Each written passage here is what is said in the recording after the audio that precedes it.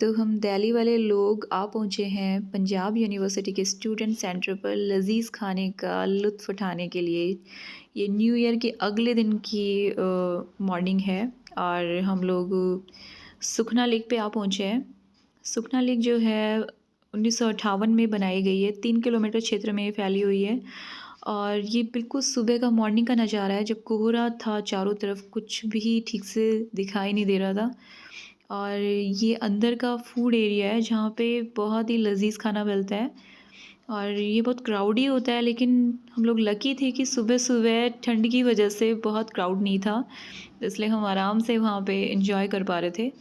और लेकिन यहाँ के क्राउड का भी एक अलग ही आनंद है। अगले दिन हम आ पहुँचे हैं शिमला की ओर। शिमला में अ, जो हमारा होटल है वहाँ की छत से जो बालकनी से जो नज़ारा दिख रहा है वो मैं आपको दिखा रही हूँ। शिमला बहुत ही खूबसूरत लगता है। जब मैं पहली बार शिमला आई थी तो मुझे ये बहुत ही रोमांचक लगा था, जैसे सीढ़ियों पे, पहाड़ियों पे, छोटी-छोटी सीढ़ियों पे बना हुआ मकानी छोटे-छोटे घर जो हैं बहुत सुंदर लग रहे थे मुझे। और ये है शिमला का माल रोड। माल रोड एक ऐसी जगह है जहाँ पे आप अगर शिमला आए हैं तो वहाँ ज़रूर आएँगे, क्योंकि ये जगह ही इतनी खूबसूरत है, आप वहाँ जाने से अपने आप को रोक नहीं पाएँगे। कैफ़े हो या रेस्टोरेंट हो या फिर शॉपिंग एरिया हो, सभी इतने अट्रैक्टिव लगते हैं वहाँ पे जाने के बाद में। बहुत क्राउडेड होता है हालाँकि, लेकिन क्राउड का भी एक अलग ही मज़ा है, जैसा कि मैंने पहले भी कहा है। और फ़िलहाल हम माल रोड पे ही घूम रहे हैं। दिसंबर के लास्ट जो 31 दिसंबर की बात है और नेक्स्ट डे जो है न्यू ईयर था।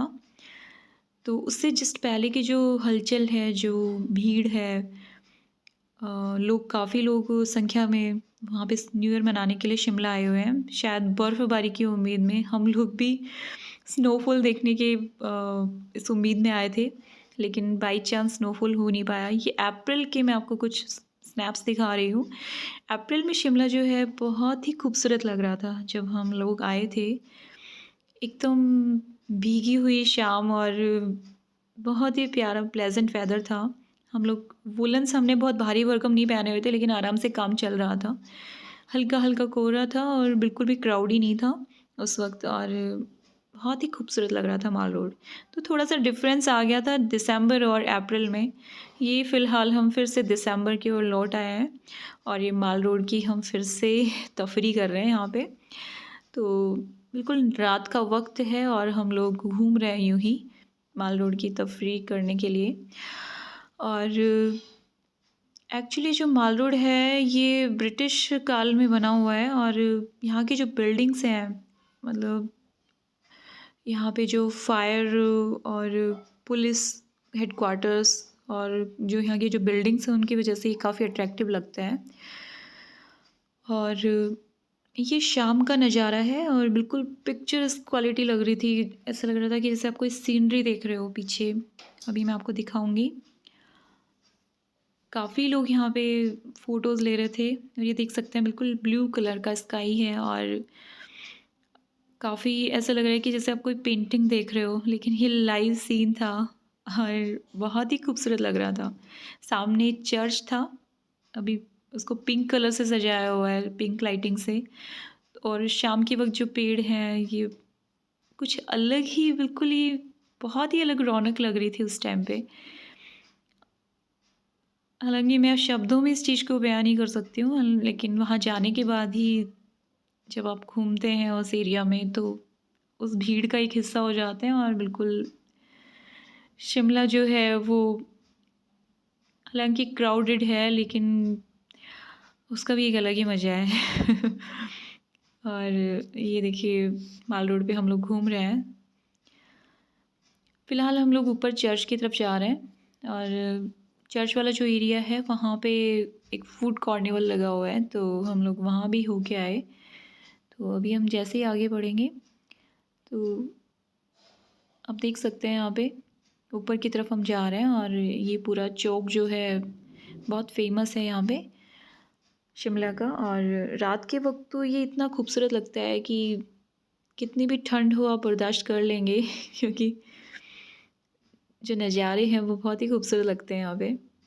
आप देख सकते हैं बिल्कुल काफ़ी संख्या में लोग यहाँ पे न्यू ईयर की वजह से आए हुए थे और चर्च को बहुत खूबसूरती से सजाया गया है न्यू ईयर के अवसर पे। ये मैंने पूरा सीन कैप्चर करने की कोशिश की है माल रोड का।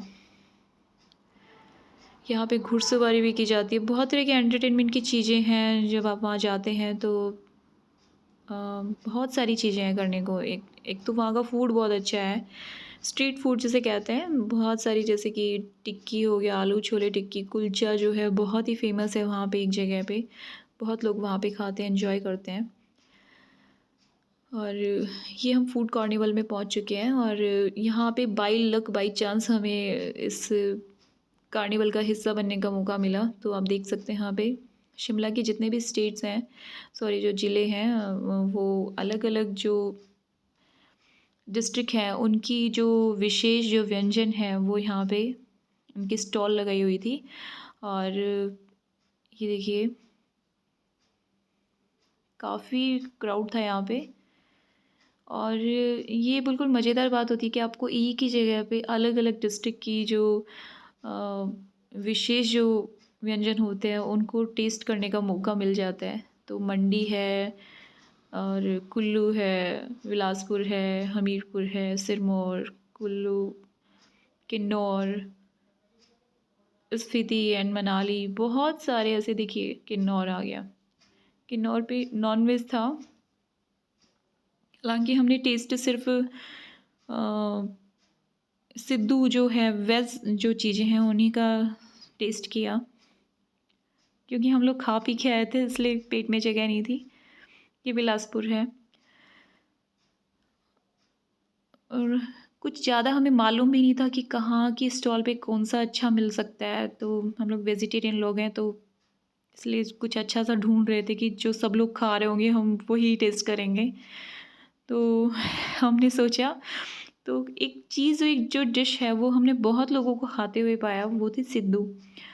तो हमने सोचा कि शायद इसे ट्राई किया जाए और खा के हमने देखा तो बहुत ही टेस्टी लगा। हम आगे जैसे जैसे वीडियो रिकॉर्ड करूँगी आपको दिखेगा।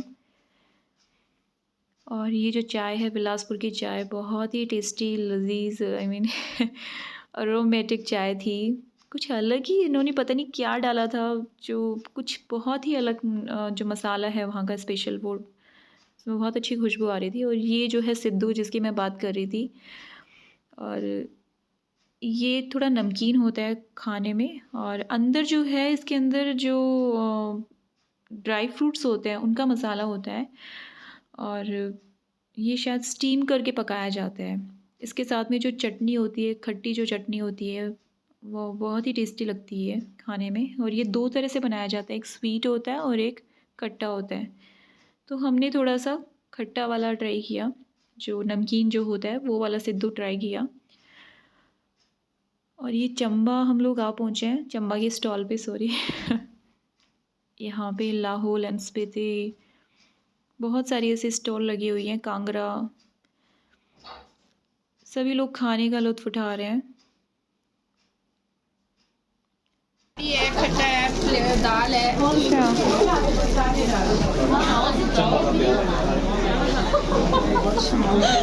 और ये जो अभी मोहतरमा अभी मिली है, उनसे मैं पूछ रही थी कि क्या है स्पेशल, तो वो बता रही थी। तो साथ में जो खड़े थे उन्होंने कहा कि हमने इसमें चंबा का प्यार भी मिला है। तो बिल्कुल मैं एग्री हूँ इस बात से।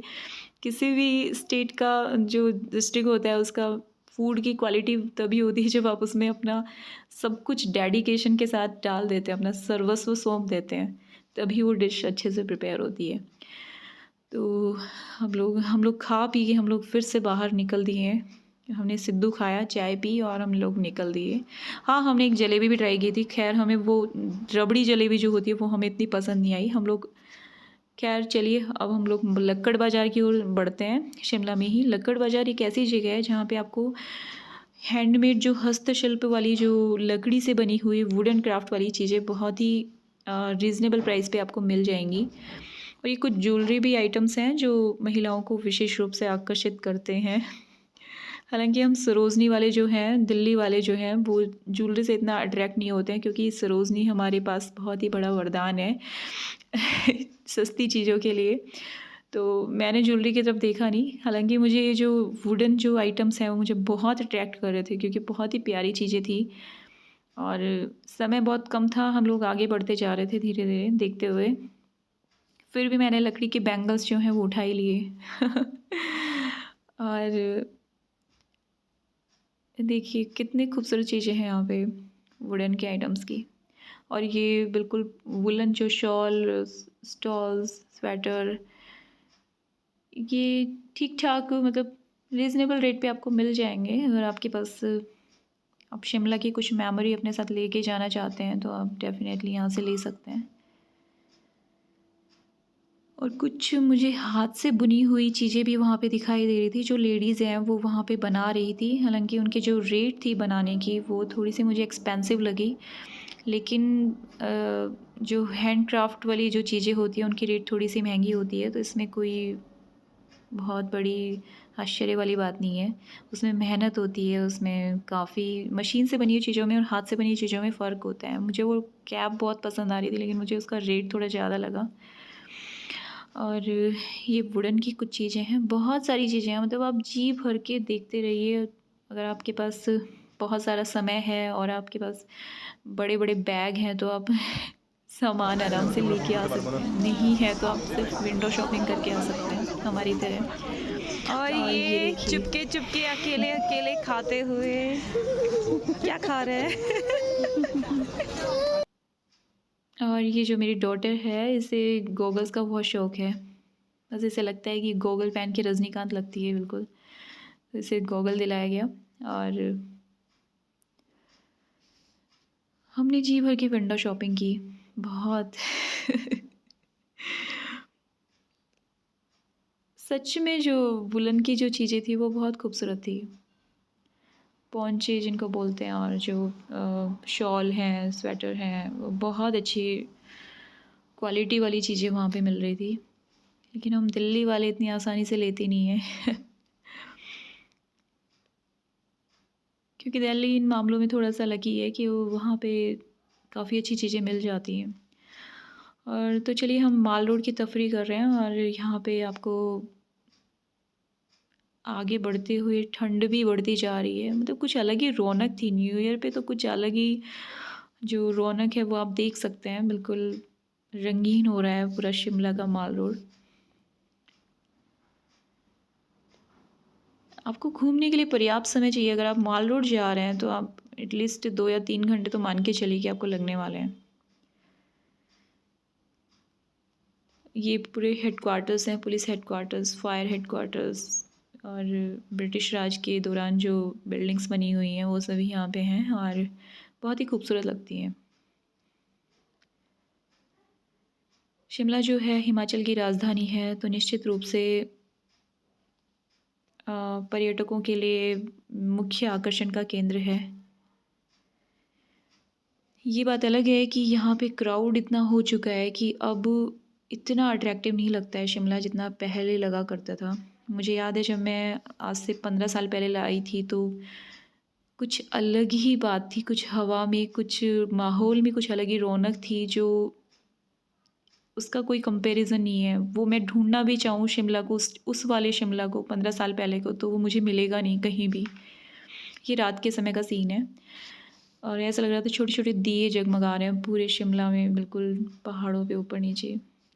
अब हम आगे बढ़ रहे हैं नारकंडा की ओर।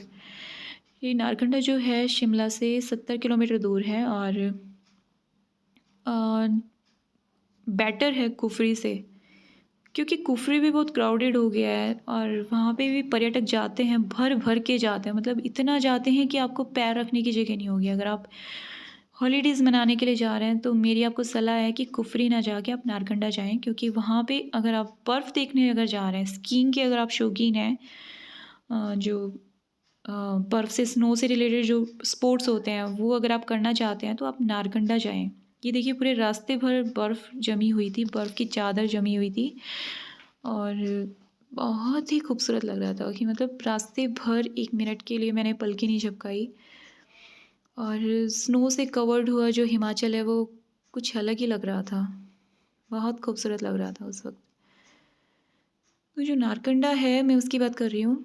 वहाँ पे बहुत ही ओपन स्पेस है, बहुत खुला एरिया है। स्कीइंग वाले जो स्पॉट्स जो करते हैं मतलब बर्फ़ से रिलेटेड, वो वहाँ पे जाके काफ़ी एन्जॉय कर सकते हैं। कुफरी की तुलना में नारकंडा काफ़ी बेटर है, ऐसा मेरा मानना है। और जो मेरे साथ जो मेरे फ्रेंड गए हुए थे उनका भी यही एक्सपीरियंस रहा है कि कुफरी से बेटर है नारकंडा। तो नारकंडा हम लोग आ चुके हैं यहाँ पे, ये उसका मेन मार्केट है।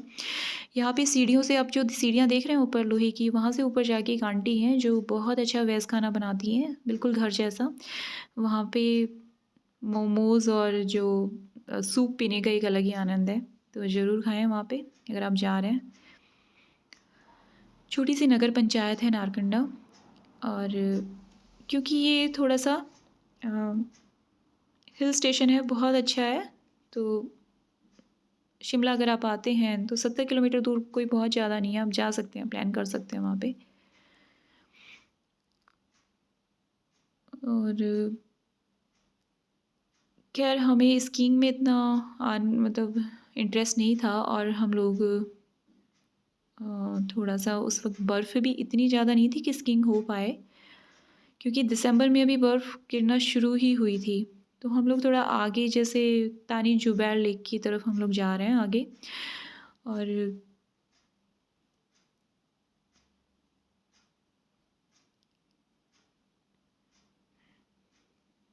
रास्ते भर आप देख सकते हैं, दिसंबर एंड की बात है ये। और जैसे-जैसे मौसम होगा आगे तो काफ़ी ज़्यादा स्नो से कवर्ड हो जाएगा पूरा एरिया। लेकिन अभी ठीक था, धूप भी थी, खिली हुई धूप भी थी और साथ में बर्फ़ भी थी, तो कुछ अलग ही नज़ारे थे।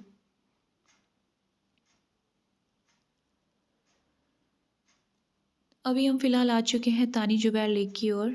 ये यहाँ पे जो है ये बिल्कुल ओवल शेप में बनी हुई एक झील है छोटी-सी, जो फ़ॉरेस्ट से घिरी हुई है। तो ये भी एक आकर्षण का मुख्य केंद्र है यहाँ पे। और एक छोटा-सा नाग देवता का मंदिर है, जहाँ पे लोग आने के बाद में अपनी जो प्रेयर्स हैं वो ऑफ़र करते हैं नाग देवता को। ये देखिए जो झील है वो पूरा मैंने कवर करने की कोशिश की है। ये ओवल शेप में बनी हुई है और ऐसा लगता है कि जैसे मैन मेड हो। ये जो आदमी आप देख रहे हैं वो एक्चुअली नाग देवता को अपनी प्रेयर्स ऑफ़र कर रहा है। तो यहाँ पे एक मान्यता है कि जो नाग देवता हैं उनको जो भी कोई आते हैं वहाँ के लोकलाइट्स जो आते हैं वो अपनी प्रेयर्स ऑफ़र करते हैं। खैर हम मंदिर में हम लोग नहीं गए। और जो झील है वो हमें बहुत अच्छी लगी। मतलब टाइम स्पेंड करने के लिए अच्छा है अगर आप फ्रेंड्स, रिलेटिव्स या हनीमून कपल भी हैं तो एक जो नेचुरल जो प्राकृतिक वातावरण होता है उसमें आप काफ़ी अच्छा टाइम स्पेंड कर सकते हैं। नियर बाई फॉरेस्ट है तो आप वहाँ भी आराम से घूम सकते हैं। और इंस्टाग्राम के शौकीन हैं तो बहुत सारी रील्स आपकी यहाँ बन सकती हैं। खैर मैं बस वो जस्ट जॉक्स अपार्ट। बहुत ज़्यादा भीड़ यहाँ पे नहीं थी इसलिए काफ़ी अच्छा लग रहा था। मतलब भीड़ से दूर आप एकांत में सॉलिट्यूड वाली जगह कोई आप ढूँढ रहे हैं, तलाश कर रहे हैं, तो बहुत अच्छी जगह है। स्नो कवर्ड है ये एरिया भी। और आस-पास जो है केदार के पेड़ हैं बड़े-बड़े, जैसा पेंटिंग्स में आप पेड़ देखते हैं, वो सब यहाँ पे दिखाई देंगे आपको। छोटी-सी झील है, मतलब आ सकते हैं आप यहाँ पे, अच्छा लगेगा आपको यहाँ पे आने के बाद में। मैं बहुत बढ़-चढ़ के तारीफ़ भी नहीं कर रही हूँ कि बहुत ज़्यादा अच्छा लगेगा, लेकिन हाँ, आया जा सकता है फॉर अ पिकनिक, फॉर घूमने के पर्पज़ से आप यहाँ आ सकते हैं। ये नियर बाई फॉरेस्ट है, केदार के पेड़ हैं जो बड़े-बड़े, वो काफ़ी अट्रैक्टिव लग रहे थे, बहुत खूबसूरत लग रहे थे। घना जंगल जो है, जंगल के बीचों-बीच है इसलिए अच्छी जगह है।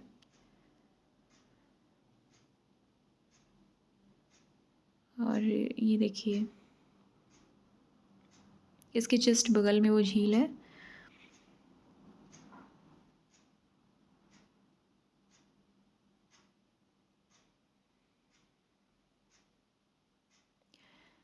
प्राकृतिक जो सुरम्य वातावरण है, जो आप कभी सोच सकते हैं थोड़ा कि झील भी हो, फॉरेस्ट भी हो, जहाँ पे अकेले टाइम स्पेंड किया जा सकते, तो ये बेटर है, बहुत अच्छी जगह है।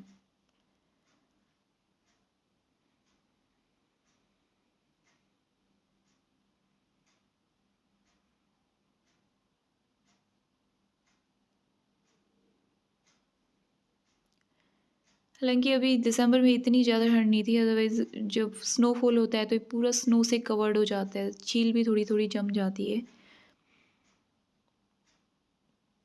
और यहाँ पे एक फूड वैन आई हुई थी, तो मुझे कंसेप्ट बहुत ही अच्छा लगा फूड वैन वाला।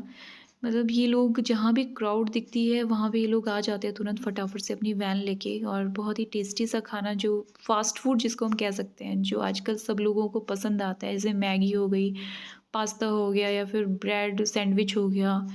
चाय इन्होंने बहुत अच्छी, हमने कॉफ़ी ली थी तो कॉफ़ी बहुत अच्छी बनाई थी इन्होंने, सौंफ या कुछ मसाले डाल के। ये हम आ गए हैं सिद्धपुर वैली। सिद्धपुर वैली में काफ़ी स्नोफॉल हुआ था, और काफ़ी पर्यटक यहाँ पे आए हुए थे। हालाँकि यहाँ पे बर्फ़ की वज़ह से ऐसा है कि आप फिसल सकते हैं। इतना यहाँ पे ये है कि थोड़ा-सा केयरफुल रहिए। देखिए अभी-अभी कोई फिसला है और जस्ट थोड़ी देर बाद में मेरे हस्बैंड भी फिसल गए। तो थोड़ा-सा केयरफुल रहना पड़ता है। स्नो में थोड़ा-सा आप, या तो आपके शूज़ ऐसे हों जो बर्फ़ पे ग्रिप कर सकें, नहीं तो थोड़ा-सा केयरफुल होके चलें, अदरवाइज़ बार-बार आप फिसलते जाएँगे और आपकी रील्स बनती जाएँगी, फ़नी रील्स। ये बिना ग्लव्स के जब आप बर्फ़ उठाने की कोशिश करते हैं तो हाल कुछ ऐसा होता है। ये तो उठा तो लिया मैंने बर्फ़, लेकिन बाद में जो हालत हुई हाथों की, वो कुछ ऐसे झन्नाटेदार, जैसे करंट आ गया हो हाथों में। तो आप ये गलती ना करें। अगर आप वहाँ जा रहे हैं तो पूरा ग्लव्स वगैरह की तैयारी के साथ जाएँ।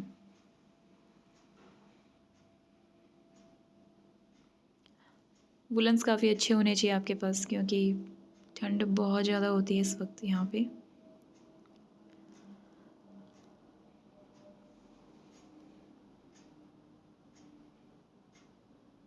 अभी का मौसम ठीक था, मतलब ना तो बहुत ज़्यादा स्नोफॉल हो रखा था, और जाने लायक था, मतलब ऐसा नहीं था कि रास्ते ब्लॉक हो गए हो या फिर कोई जा नहीं पा रहा हो। तो सिद्धपुर वैली में हमने काफ़ी एंजॉय किया। ये देखिए बर्फ़बारी भी हो रही है, हालांकि नकली बर्फ़बारी है। ये जो हमारे मित्र हैं, हमारे फ्रेंड्स जो साथ में गए थे, उन्होंने हमें एक तरह से एक माहौल बनाने के लिए बर्फ़ की एक तरह से स्प्रिंकल कर दिया था ताकि हमें लगे। ये एक्चुअल बर्फ़बारी दिखा रही हूँ, जो मेरी फ्रेंड से मैंने वीडियो लिया था। वो एक्चुअली फ़ेब्रुअरी में गई थी और अनएक्सपेक्टेडली उसने जो स्नोफॉल है वो देखी। ये बहुत ही बड़ी बात है कि जब आप एक्सपेक्ट नहीं करते हो और कुछ ऐसा हो जाए जो आपने सोचा भी ना हो। तो जब बर्फ़, सचमुच जो बर्फ़बारी होती है, जो स्नोफॉल होती है, तो उस वक़्त वेदर एकदम एक्सट्रीम हो जाता है। बहुत ही एक्सट्रीम वाला वेदर हो जाता है। बिल्कुल घना कोहरा हो जाएगा, कुछ भी नहीं दिखाई देगा। वो कहते हैं ना, हाथ को हाथ भी नहीं दिखाई देता, ऐसा वाला कोहरा होता है। और बिल्कुल बादल होते हैं बहुत घने वाले, बारिश जैसा माहौल लगता है, और अचानक से ही बिल्कुल अ, बहुत ज़्यादा तेज़ वाली ठंड हो जाती है, और जो स्नोफॉल होना शुरू हो जाता है, उस वक्त रास्ते ब्लॉक हो जाते हैं, आप कहीं आ जा नहीं सकते हैं। लेकिन अगर आप लकीली पहले आ चुके हैं तो, और बाई चांस अगर बर्फ़बारी हो रही है, तो उससे ज़्यादा खुशनसीब आप कोई नहीं हो सकते, क्योंकि जाने के बाद जो लाइव स्नोफॉल देखने का मज़ा है वो कुछ और ही होता है। तो जो मेरी फ्रेंड है वो लकी थी, जो फ़ेब्रुअरी के एंड में भी उन्होंने लाइव स्नोफॉल देखा। तो शिमला जो है, ये बात शिमला की है, शिमला में ही बर्फ़बारी हो रही है। देख सकते हैं आप, बिल्कुल कुछ भी दिखाई नहीं दे रहा है। और ये है चैल। मुझे शिमला से ज़्यादा खूबसूरत चैल लगा। ये 44 किलोमीटर दूर है शिमला से, सोलन से 45 किलोमीटर दूर होता है, और इतना खूबसूरत लगेगा आपको अगर आप सॉलिट्यूड लवर हैं, एकांत प्रिय आप अगर हैं, तो आपको चैल बहुत ही खूबसूरत लगेगा, क्योंकि शिमला जो है वो थोड़ा क्राउडेड हो गया है, मतलब वो नॉर्मल लगता है। तो आप पीसफुल कोई जगह तलाश रहे हैं, जो प्राकृतिक, जो सुरम्य जो इन्वायरमेंट होता है, वो तलाश रहे हैं। देखिए मेरे फ्रेंड्स हैं, और ये हम दोनों, मैं और मेरे हस्बैंड क्योंकि वो जगह इतनी खूबसूरत थी, ऐसा लग रहा था हम किसी फ़िल्म के, मूवी के हीरो और हीरोइन हैं, और बस जैसा जो मर्ज़ी है हम लोग डांस कर रहे थे वहाँ पे, एन्जॉय कर रहे थे। ये अप्रैल की बात है। अप्रैल में वेदर बहुत ही अच्छा आता है, मतलब अगर आप चाहते हैं, अगर आप घूमने का प्लान करते हैं तो चैल या शिमला कहीं जाएं तो अप्रैल में जाएंगे तो बहुत अच्छा वेदर होगा। भारी भरकम आपको वुलन्स की ज़रूरत नहीं होगी। आपने अगर सिंपल से 1-2 वुलन भी ले लिए तो ठीक है, काम चल जाएगा। ये हवा बहुत तेज़ चल रही थी तो मेरी कैप भी उड़ गई। और चैल जो है, बिल्कुल आपको ऐसा लगेगा कि जैसे वहाँ पे सच में शूटिंग होती हो मूवीज़ की, क्योंकि बहुत ही खूबसूरत जो सनलाइट थी और ठंडी ठंडी हवा थी और चारों तरफ जो केदार के पेड़ होते हैं, देवदार के, ये बहुत खूबसूरत लग रहे थे। तो मेरे लिए तो चैल का एक्सपीरियंस काफ़ी अच्छा था। वहाँ पे देखने लायक अगर आप ढूँढेंगे चीज़ें तो एक पैलेस के अलावा कुछ ख़ास नहीं है। पैलेस हम लोग गए नहीं। हमें सिर्फ़ नेचुरल ब्यूटी से मतलब था तो हम लोगों ने एन्जॉय किया काफ़ी। और ये वहाँ पे एक मंदिर भी है जो देखने लायक है, अच्छा है। ये चैल का ही है पूरा, फ़ॉरेस्ट वगैरह जो है। ये खूबसूरत सी शाम है जो हम एन्जॉय कर रहे थे वहाँ पे। अब हम आगे बढ़ते हैं, मैं बताती हूँ आपको हाटू पीक जो है वो, ये भी अप्रैल की बात है जब हम लोग पहले गए थे। फ़िलहाल अभी जब हम दिसंबर में गए तो हमें जाने का मौका नहीं मिला क्योंकि वो रास्ते जो है बर्फ़ की वज़ह से ब्लॉक हो गए थे। तो अगर आप जाना चाहते हैं तो मार्च या अप्रैल में जाएँ, बहुत अच्छा रहेगा। हाटू पीक जो है वो समुद्र तल से 3400 मीटर की ऊँचाई पे स्थित है और बहुत ही उसका रास्ता इतना ज़्यादा रिस्की है कि अगर आप चले जाएँगे, वन वे रोड है, वो भी पगडंडी जैसा कच्चा रास्ता है। अगर आप जाते हैं तो अपने रिस्क पे जाएँगे। ठीक है, मैं आपको बता दूँ। लेकिन जाने के बाद में जो अल्टीमेट ब्यूटी आपको नज़र आएगी, वो कहीं नहीं मिलेगी। आपको लगेगा कि हाँ, आपने रिस्क लिया तो किसी बहुत ही अमेज़िंग सी चीज़ देखने के लिए लिया है। मतलब बहुत ही खूबसूरत जगह है हाटू। मुझे लगा पहले तो मैं बिल्कुल भगवान का नाम लेते हुए आ रही थी कि हे ईश्वर मुझे बचा लो, मैं लास्ट टाइम आ रही हूँ, आइंदा मैं कभी नहीं आऊँगी। क्योंकि जो सामने से जो गाड़ी आ रही थी मुझे समझ नहीं आ रहा था कि बैक कैसे होंगी। क्योंकि वन वे रोड है और बिल्कुल कच्ची पगडंडी है, ऐसा लगेगा कि एनी टाइम आप इधर गिर सकते हैं खाई में। तो थोड़ा-सा रिस्की तो है लेकिन ड्राइवर्स जो होते हैं वो काफ़ी एक्सपर्ट होते हैं और उन्हें काफ़ी सालों का एक्सपीरियंस होता है, तो अच्छा है। तो हाटू अगर आप जाते हैं तो बहुत अच्छा लगेगा आपको। और ये कुछ पिक्स हैं जो मैं अप्रैल मंथ की आपको शेयर कर रही हूँ। Thank you for watching friends, thank you.